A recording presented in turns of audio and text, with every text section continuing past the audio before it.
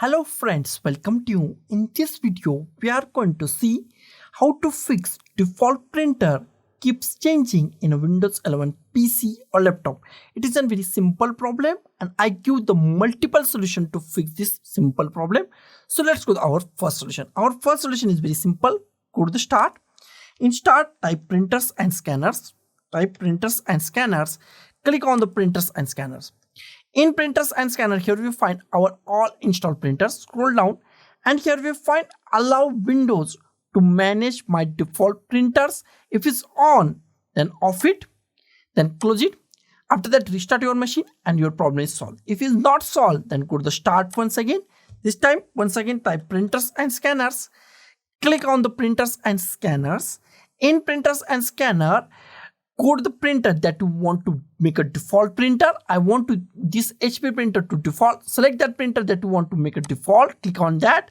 And here we find set as default. Here we find printer status is ideally. Make sure set as the default. Click at here. And here we find printer status is default. Go to the back.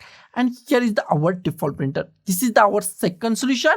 If this solution is also not work for you, then I give the another solution. Another solution is very simple. Go to the here start and here type registry editor. Type registry editor. Click on the registry editor. Click on the yes. Here we find many options. Go to the H key current user. Click on H key current user. Here we find software. Go to the software. Here we find software, expand software. After software, find Microsoft. Here we find Microsoft, expand Microsoft. In Microsoft, find Windows NT. At last, we find Windows. Here we find Windows NT. I expand this. Expand Windows NT. Expand Windows NT. In Windows NT, we find current version.